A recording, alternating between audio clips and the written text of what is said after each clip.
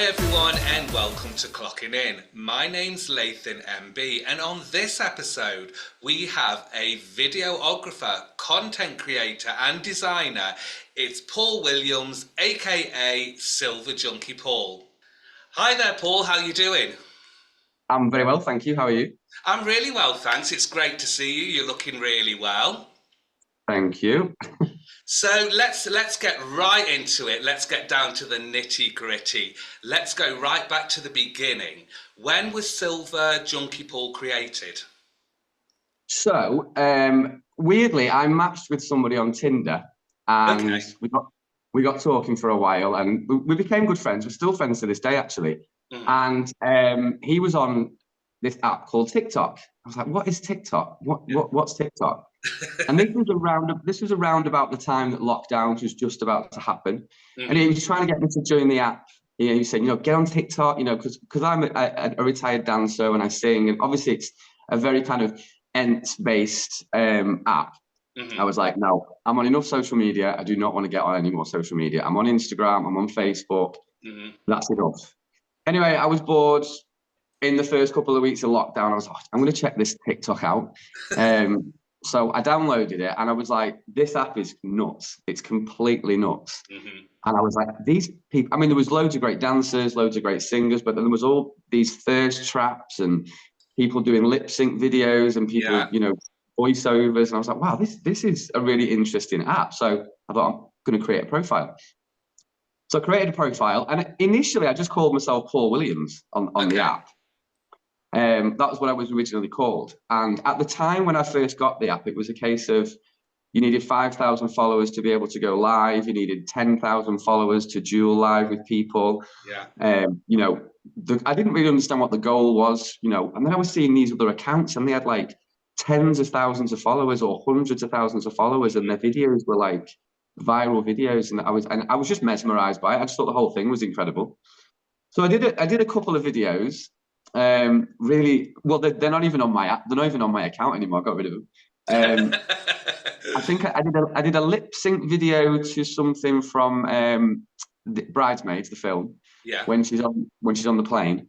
And I also did like a really naff music video type video to Madonna's "Dress You Up."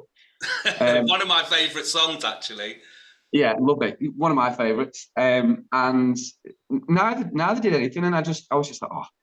So I kind of put it down and left it a few weeks, and then I was like, no, I'm going to give it another go. I'll do another. So I thought I'll do a dance video. Did a dance video.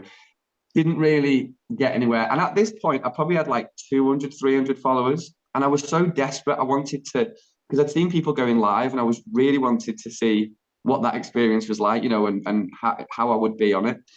So I just kept doing video after video. And then one day, it was actually, I downloaded the app in the March. And in the August, I'd seen this pillow trend where it's like a transition video. And it starts off where like people were fully clothed. Women did it, men did it. They were fully clothed.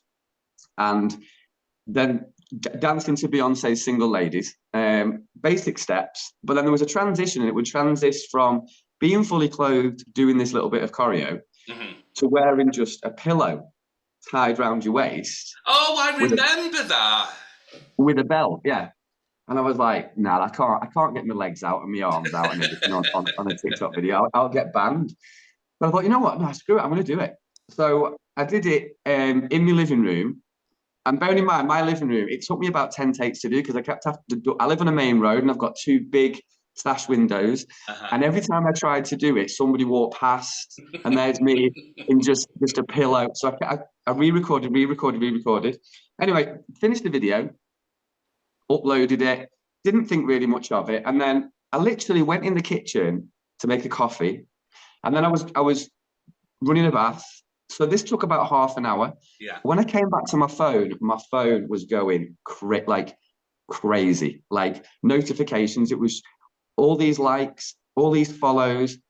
And I literally hit like 10K from that video. Wow. Like 10,000 followers from that video. And I was like, what is going on? And I just got the bug then. I just doing video after video after video. I've been on the app for 4 years now. I've got about, I think I've got about 1.4 million likes or something like that. Fantastic. Probably ended up with about 10 or 15 like super viral videos. You know, they're in like the hundreds of thousands that, you know, of likes and comments and stuff. And it's I've done really well and built up a really, really nice organic following. Because That's the main thing. yeah, 100%. Because I remember during lockdowns, there was all these grow parties. Do you remember the grow parties? Oh yeah. I mean, well, you did you used to do them, and I you did, do yeah, them? back in the Yeah, day. Yeah, back in the yeah. day. I remember your grow parties because every time I go through my For You page, it was always grow party after grow party, and there was this. I mean, I went to a few of them, Yeah. and gained a few followers. But I would say probably 95% of my following now is organic, which I'm really buzzed about because I think it's really difficult to get an organic following on TikTok or any app, to be honest. Yeah, definitely. And I think especially now in 2020, late 2023, 2024, I think it's really hard to get Yeah. a following. I think people don't tend to push that like button as much. They forget. No. And they forget to push that follow button as well. So to have an organic following like me and you, it's absolutely fantastic, isn't it? Yeah.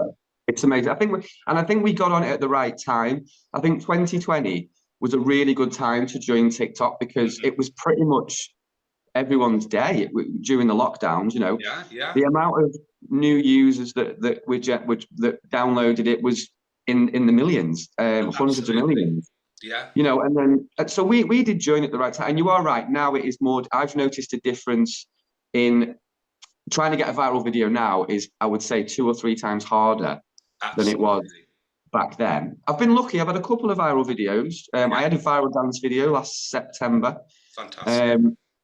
which led me to loads of things. I ended up at TikTok HQ teaching that same routine to staff at TikTok headquarters and people within an agency that I was involved in at the time. You know, stuff that I've done on TikTok has led me, well, it's changed my life and changed my career, to be honest. Yeah, so you said before that we'll get back to TikTok in a second, but you said that you was a dancer, a professional dancer.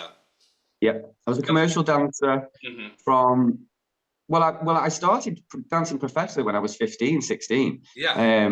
And then I went into education, and then I did like a small college course, and then I was like, I didn't like the confinement of being in a college, so I finished the course. Yeah, I felt like I was getting institutionalized, Hmm. and my style was getting changed and stuff like that. So I actually finished the course that I was doing. I was like, no, I'm not doing any more because originally I wanted to go and do a degree. I Okay. thought, no, I just want to work. So I ended up working as a dancer, and it was predominantly club work that I did, you know, Yeah. podium dancing, launch parties, things like that. And then I really fell in love with choreography as well. So I started working as a professional choreographer for various pop bands and groups, Uh-huh. but then I sing as well. So I kind of made sure I was that kind of triple threat Yeah, yeah. when I was a teenager, and I started singing as well. Started singing professionally, and then that kind of took over the dancing. To be honest with you, Hmm. so I sang professionally till I was about 28, and then my body was starting to get tired because a dancer's bodies don't last very long. Not to stay professionally dancing anyway. Tell me Um, about it. yeah. Anyway, so and I just thought I really wanted to finish that education that I'd kind of paused. So I auditioned for LIPA in Liverpool, which is a really, it's Paul Yeah, McCartney's I know it. I know university, it. yeah. And got in at 28 as a mature Wow. student and did my degree. Graduated when I was 31. And again, that doing my degree opened up my love for writing because we did a lot of written work, and I Yeah. fell in love with writing whilst on that degree. Even though it was a dance degree, I just completely fell in love with writing, Yeah. which then led me on to write 2 books that are now published. Now there's something that I didn't know. Tell us more about that. Come on, spill the beans. So I always had a really active imagination, like a wild, fantastical imagination growing up. And then like I say, while I was doing my degree, I really fell in love with writing. I fell in love with the process of the drafting and you know, doing 20 drafts of something and then that finished, polished product that you've written, and that's all come from your brain. And I thought, I really want to do this, but I didn't want to do it academically. I didn't want to do academic writing. So I thought, I'm going to think up of a story. So I spent about a year plotting out this random story about these 4 teenagers who are all sent to this boarding school because they've all got behavioural problems. And they've all got problems. Now, when they lose their tempers, certain strange things has been happening. Like one of them, you know, they were setting fire to things. One of them was flooding places. Anyway, these four teenagers end up at this place called Black Crowns. Yeah. Now, I don't want to say too much, but the bottom line is that below the school, there are 4 portals to 4 different realms. And each realm is a different world and represents each one of the 4 elements, you know, the 4 earth, air, fire, and water. Yeah. And each one of these teenagers has got the power to control one of those elements. Wow. And it's actually a 5-book series. Yeah. 2 are published. So it's called The Element Order. The first book is called Crown of Fire. Second book is Crown of Ida. Okay. And then the third books haven't been written yet, and they've not got names yet. But those 2 are now. I mean, they're on Amazon now. Yeah. I was just going to say that. Just let people know where they can get hold of them. Yeah, and my pen name on there is P.S. Ferns, and the book is called The Element Order. Okay, we'll put all your details down in the description. Cool. So people can obviously purchase, go and have a view and stuff. Have you not thought about maybe reading chapters out on podcasts and stuff like that? I have actually. I was thinking about doing it on TikTok. I was thinking about doing like the episodes that you can do and reading chapters and then progressing that onto a podcast, because I think, I like books. You know, I like the feel of a book. Yeah. I mean, I've got copies of my own books, obviously, and it's an amazing feeling when it's published and you get it and you get the finished book. And I think a lot of people do prefer to read a book, but I also think we're in that digital age now where I could actually finish a book now and not even get it published, just put it straight to podcast. That's right. That's right. You could put it on podcast. You've got audio books as well. YouTube, you can be doing chapters just to give people that little taster so they know where to go to purchase it, because as we know, it's a massive market out there. So to get seen and to get recognized is a difficult task. So the more platforms that it's on, the better. Yeah, 100%. Yeah, no, it is something that I've started working on. I just want to make sure I've got enough, because I don't want to run out of content and then people have to wait for the next bit. Does that make sense? Yeah. So I'll probably get the 3rd book written, and then I can start doing it, because then I can write the other 2 as I'm going along. Yeah, definitely. Now, you talked about a brand when we were emailing each other. Let's go into this brand. So again, going back to lockdowns, I was so bored. I had nothing to do every day. It was horrendous. And I'm always a really busy guy. I like to be fingers in different pies. I like to feel like I've got a lot on and I'm stressed about it. Because if I'm not stressed about it, then I'm stressed. Then I'm not stressed about it. That's the kind of person I am. So I'd seen a couple of people had done merchandise on TikTok, and I was like, and obviously, I was getting this larger following. I was getting viral videos. I thought, well, maybe I should start some merchandise. But then what I did was, I didn't want to do the SilverJunkiePaul. Well, I hadn't picked the name at first. So what I did was I chose about 10 different names for a clothing brand, and I sent them all out to my friends. Yeah. And I asked all my friends to vote which one they preferred, and SilverJunkie was one of the names that was on the list. Yeah. And again, I was still Paul Williams on TikTok. So I went with SilverJunkie, and then I thought, right, I'm going to find a platform to be able to design stuff digitally, because I've always done graphic design and marketing. So many strings to your bow. So I started designing, and it took over my day every single day. And I would get up at 8 in the morning, have a coffee, start working at 9. I'd get on my laptop and do designs using Photoshop.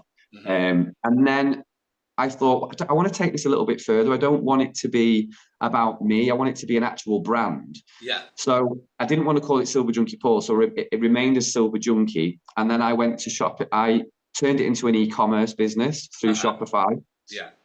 Rather than the platforms that you can do through TikTok, like Teespring and stuff like that, which are great platforms.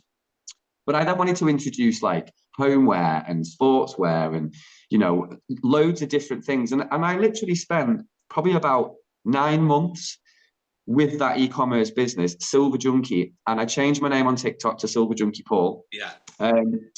Now, obviously, once we came out of the lockdowns, I was getting back to work, back on the gigging circuit, singing. Yeah. I wanted to get a Monday to Friday full-time job because I wanted to get back to that structure. So Silver Junkie kind of fell to the wayside. And then I ended up, because I'd then done so much video content with Silver Junkie for marketing, as well as my own video content for my own TikTok. Box Menswear, the underwear brand, were looking for a video content marketing manager for the brand that was well versed with e-commerce, that was a good videographer, a good video editor, good marketer, etc. And I ended up working for them. So that kind of left. Silver Junkie went by the wayside. My TikTok, because I was running their TikTok as well, managing their TikTok. I took their TikTok from 3,000 followers to 210,000 followers. Wow. They flew me all over the place. I would go and shoot models all over the place. They'd get flown over to me. So my TikTok was then neglected for about 13, 14 months, as was my brand. And then September last year, I finished working for Box. I was like, why do I keep continually working for other people when I've got these skills that I can utilize myself and put into my own pocket, if you will, my own brand. So that's pretty much when I started getting back into TikTok, back into Silver Junkie. I'd spent, 14 months as a videographer and video editor. So I now do that freelance professionally. Yeah. I shoot models, I'll shoot personal trainers, food, restaurants, bars. I'm back on with Silver Junkie. I've got a website at the minute, silverjunkie.co.uk, but I'm building a new one through Shopify again, which is not up and running. But Silver Junkie, you can go and purchase products from silverjunkie.co.uk, but I'm building a new site with all new products, new ranges, which should be finished by the end of the summer, to be honest. But as it stands now, there is that facility to go and purchase, Silver Junkie hoodies, t-shirts, joggers, bags. I'm doing cosmetics as well, which will be on the new site. So I'm really now kind of back in the lockdown mode, even though we're not in lockdown. But I'm I need to really focus on my skills and what I can bring to my table rather than what I'm bringing to other people's table. Do you know what I mean? Absolutely, because I must admit, I'm not one for gossip, and as you know me from the social media, I never gossip. But I must admit, I did see on one of your videos that you had the breakup thing with some kind of agent or something like that. Do you want to talk about that or not really? Yeah, can do. Yeah, no, absolutely. So when I started going back live in September. Yeah. I had a few agents, that I now know were agents. I didn't realize at the time, were coming into my live and they were saying hello, and I was interacting with them because I live stream now 4 nights a week. Yeah. But at the time, I'd only just started, and I think I'd been doing it for about a week. I didn't know about the gifting thing. I didn't know about the battles. I didn't know about building a team and all this lot. Certainly didn't really know what an agent was. Not a TikTok agent, anyway. I mean, I have an agent as a singer. Yeah. But anyway, this one particular night, there was 2 or 3 from the same agency came into my live, and they were chatty and, hello, how are you? And da-da-da-da-da. Yeah. I was like, yeah, I'm cool. And I ended up saying, are you guys agents? And they were like, yeah, we're from this agency. I'm not going to say the name of the agency. No. Yeah, we're from this agency. So, and I was like, oh, well, send me a DM. If you want to give me some info, just send me a DM. So I got a DM from the agency owner. Really nice guy. He's a lovely guy. Spoke very highly of my live stream and explained to me what an agency is. And, for those that don't know what a TikTok agent is, it's like a hub of creators. So all the creators, join the agency, and that agency then are able to help you, build your account, help you with your content if needed, ideas for your content, ideas in editing, things like that. What's currently trending for creators. But what they also do as well, because there's lots of agencies, they organize these TikTok battles between myself and then someone from another agency, and they match you up with people who are doing as well as you or doing kind of same level as you in terms of battles. Yeah. So I was like, yeah, okay, cool. It sounds interesting. I like the idea of being part of a community, which is great. Yeah. So I was with them I left in March, so it was about 6 months. And what I just felt, I got to the point where I felt like I was part of this like really, really loud, overcrowded environment that was making me put pressure on people to come and win my battles for me and things like that. And I didn't want to do that anymore, because I'd built up this great community of people who, come into my lives. Some of the things that they say to me in my lives, that they're really lonely at home.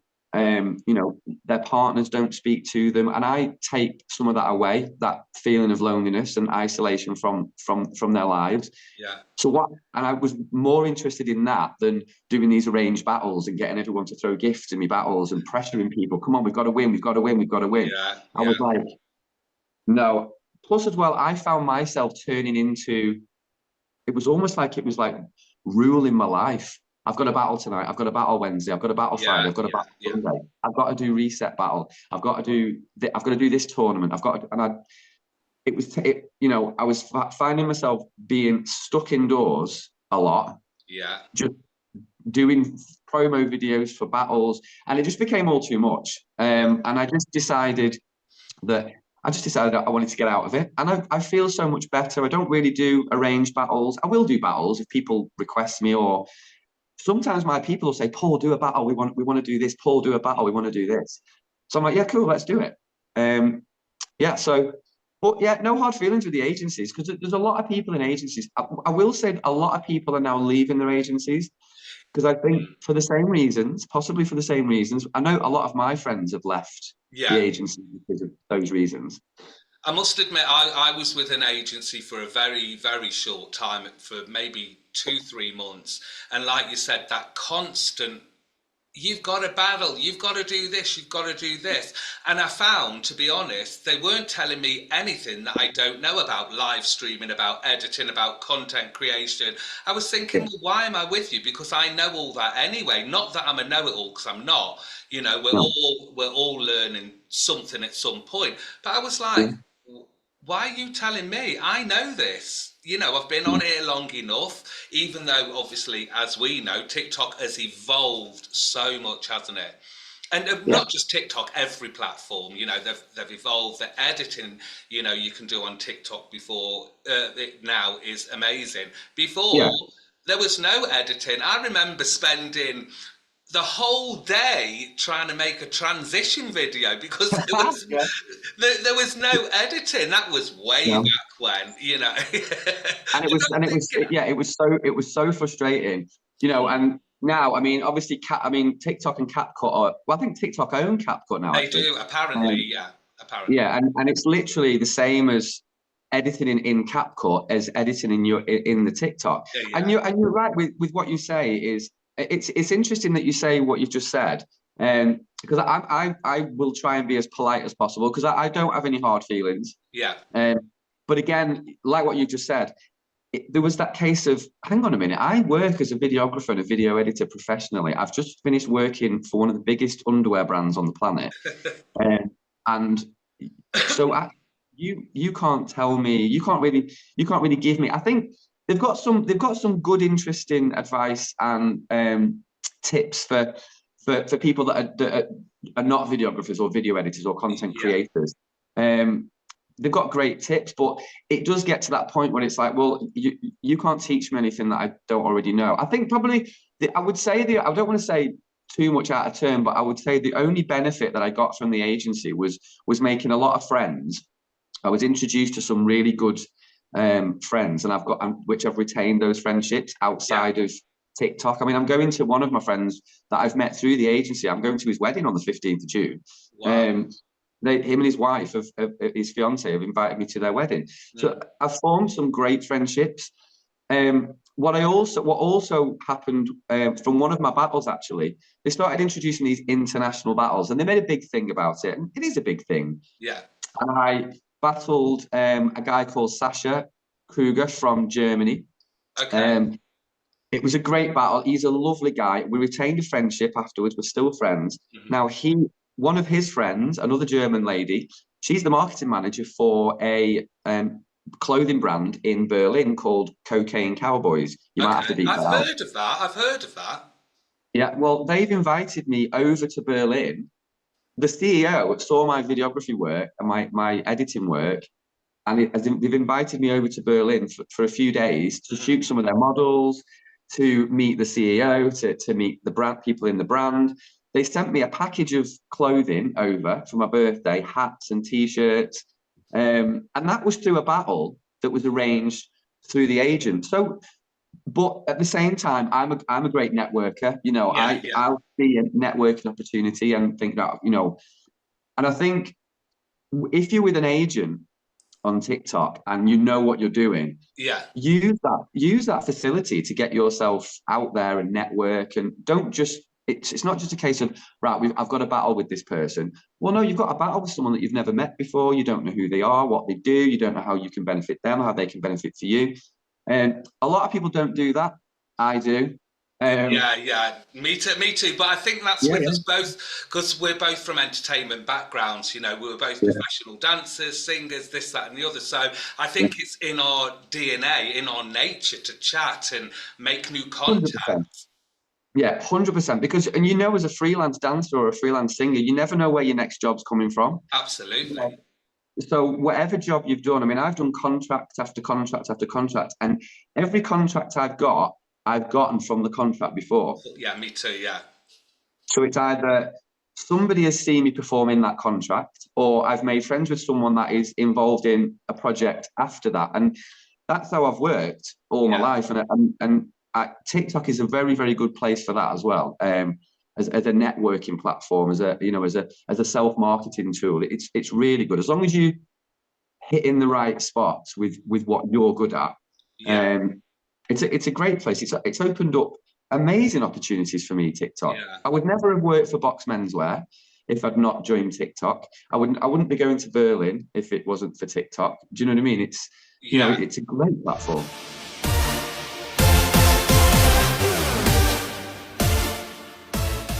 So, talking of social media, have you ever received much negativity?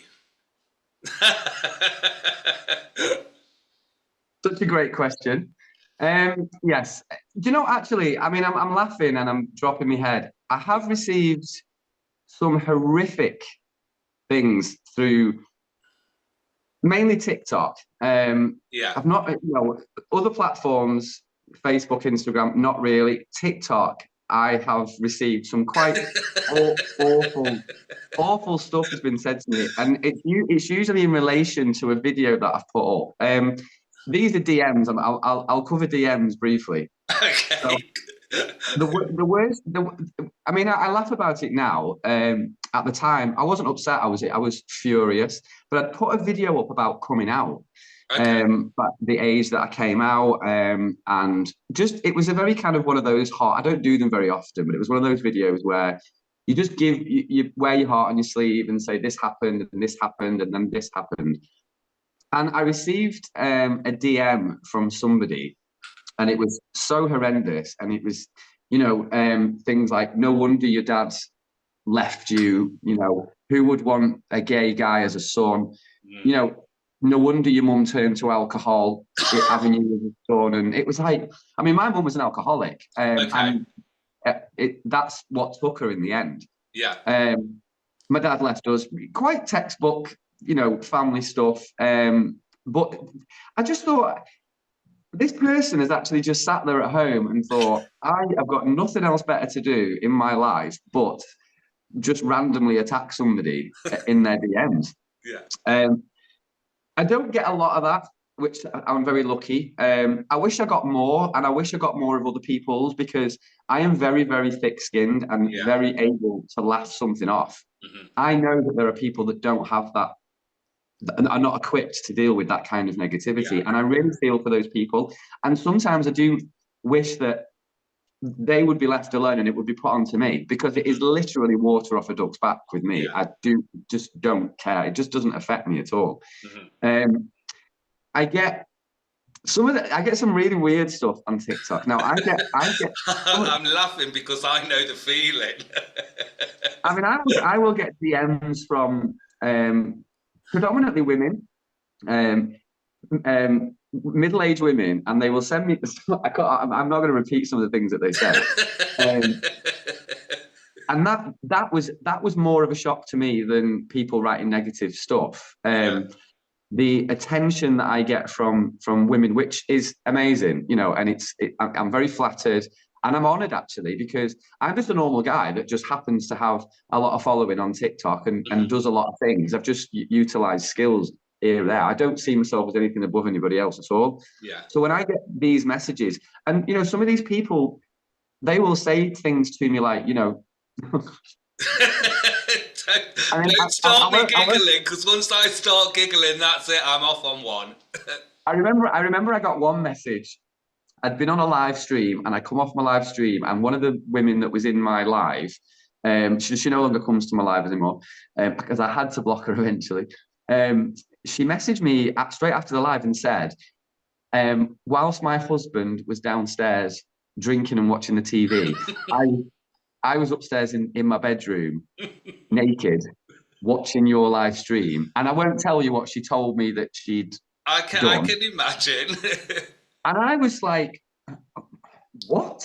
Like, what? I mean, eventually this woman, she started messaging me every day. And then if I didn't respond to her messages, within a minute, she'd start attacking me, saying, I know you're online. Why are you not responding to my messages? So eventually I had to block her.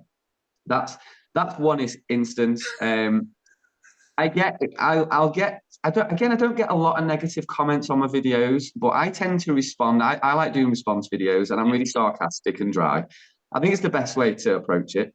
You know, and I tend to get, it tends to be men who will make nasty comments about, you know, at your age, you know, pack it in, old man, stop dancing. I could reel off, you know, loads, but although recently I did have a woman who spent probably 2 to 3 days just putting negative comments on about 10 of my videos, which then led to other people defending me, to her then attacking them. And it was, do you know what? I'm just going to sit back and enjoy and watch this, because it's no longer about me. It's about you lot. You lot are all having this discussion amongst yourselves. And, you know, people were very protective over me. And eventually this woman stopped. I think she realized that she wasn't going to win. She wasn't going to get anywhere. But as a rule,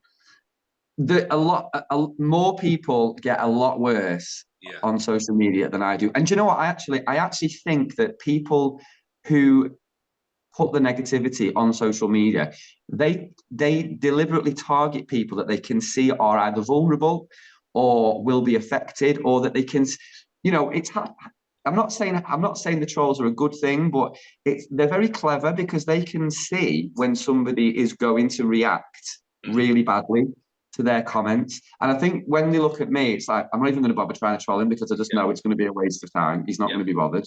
Do you know what I mean? Yeah. So, I mean, it's a strange one, isn't it? Because I think, you know, we've both been there where we've had zero following, just like everybody else. But I find the more followers you get, the more they attack you. Of course. It's unfortunately, it's very much part of certain human conditions, where I always think to myself, you know, Fred at number 25, who is the same age as me.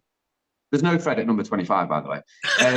But as an example, Fred at 25 is the same age as me. He's, you know, looks maybe different to me. So he can't understand how somebody of his age and his, what he does, it can be so popular. And I think, and because they can't get their head around that, because some people are not confident, they're not, they don't really like themselves, Yeah.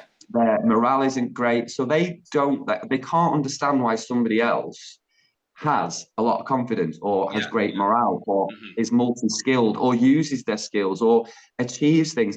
They just can't understand it. So not everybody, obviously, but their initial response is to attack it. Yeah. Well, I'm going to attack it because I'm annoyed by it and it's affecting me. So, and I think that's the reason. But I think other people are just cruel. Some people are just cruel.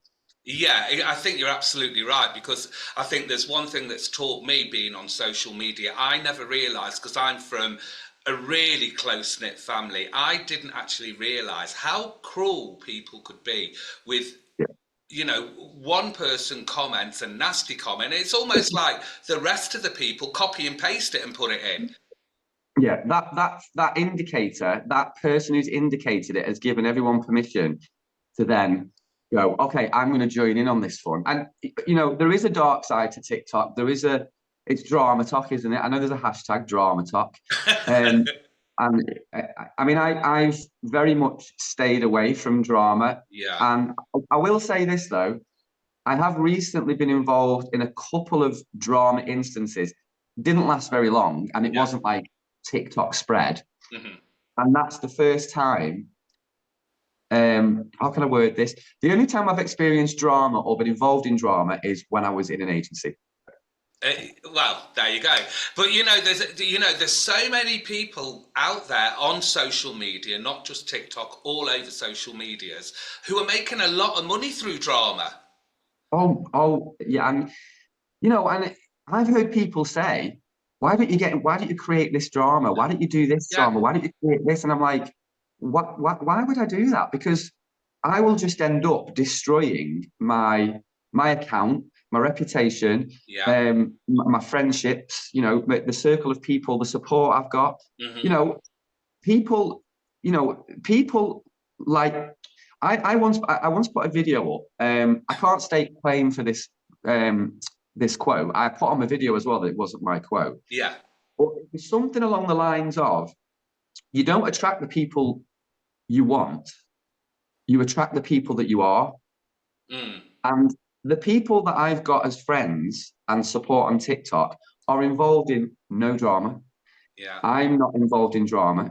The only couple of instances I've been involved in drama is from other people's people and that other person. Whereas, so sometimes you do have to think, well, people need to take a long, hard look at themselves, because what they're in this drama, and then they're in that drama, and then they're in this drama, and I'm so hard done to. I'm so hard done to. It's like, well, there's a central cog to all this, and it's you. Yeah, it's so true.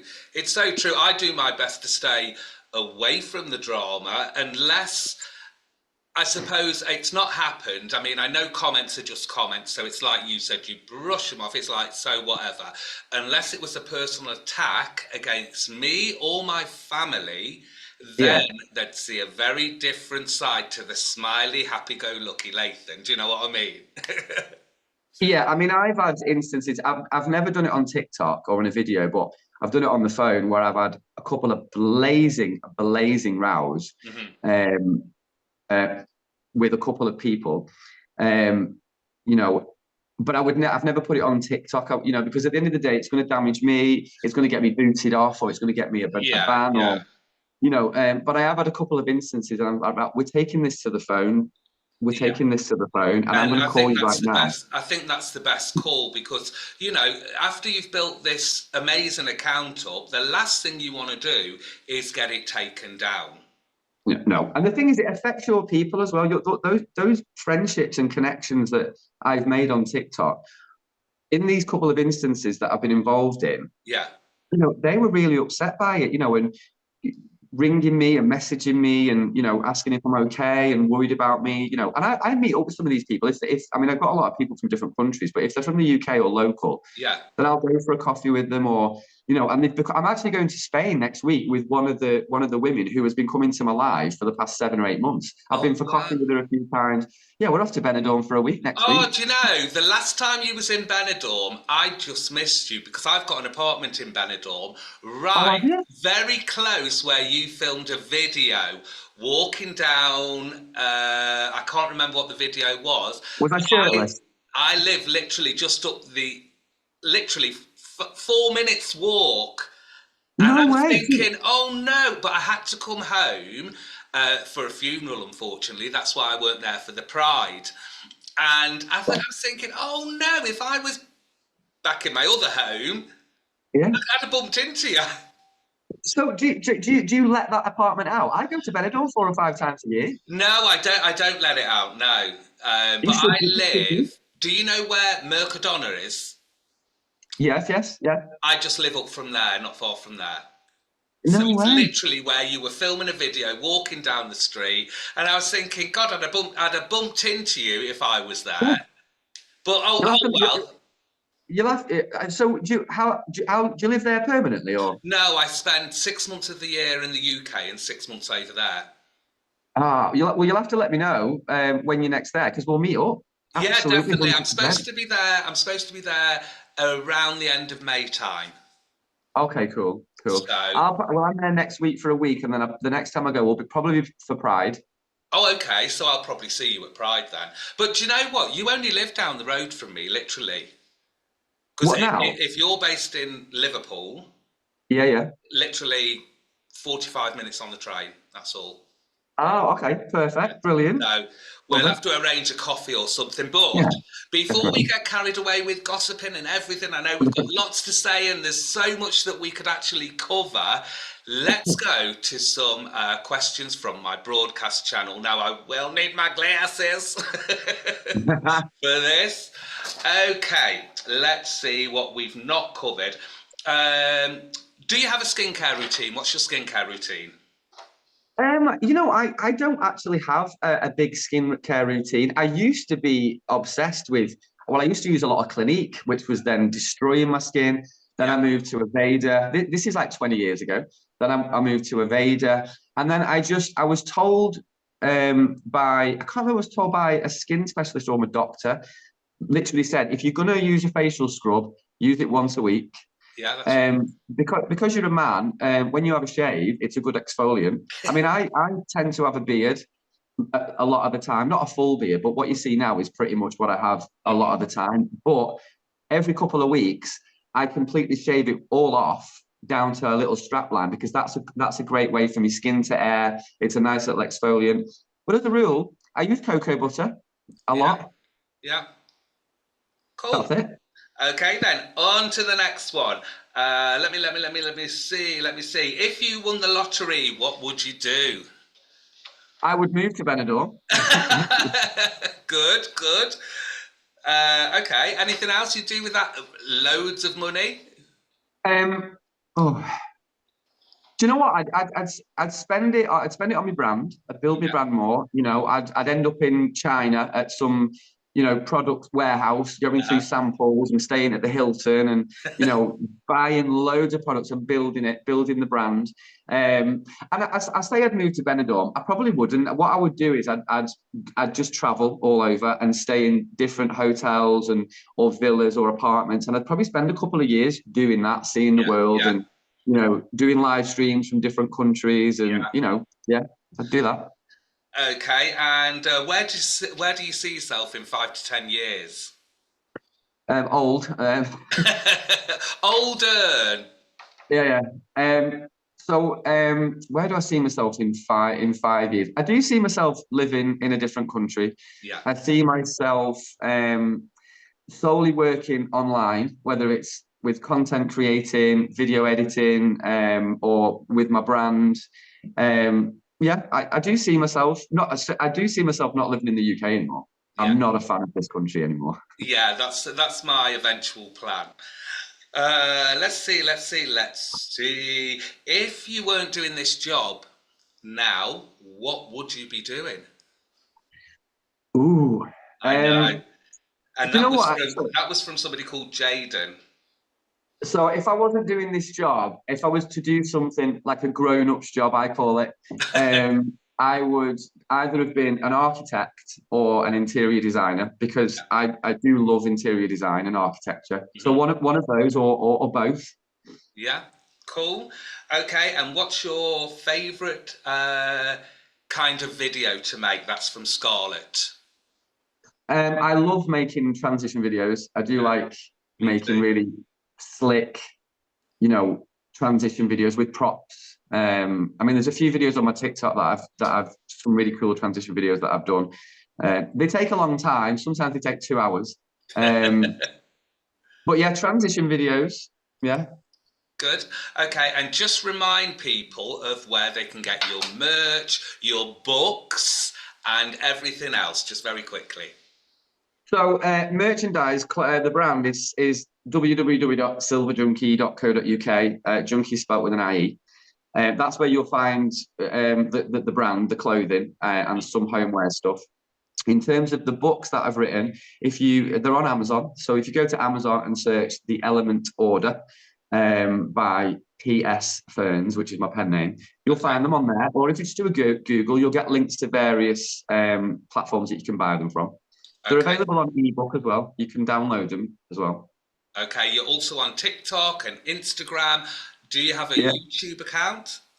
I don't have a YouTube account at the minute. No, I'm looking into it. I'm thinking about getting one, but at the minute, my TikTok takes a lot of my time up. Yeah, sure.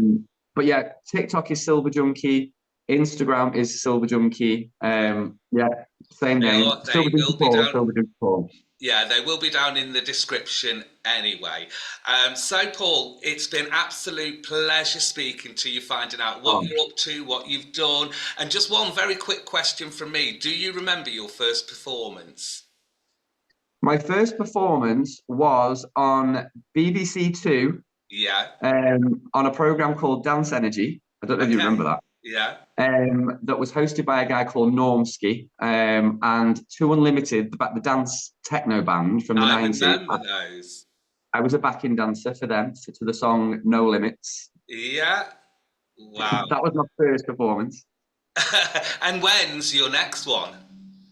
My next one is on Saturday. I'm singing at a wedding this Saturday in where am I? In Milton Keynes.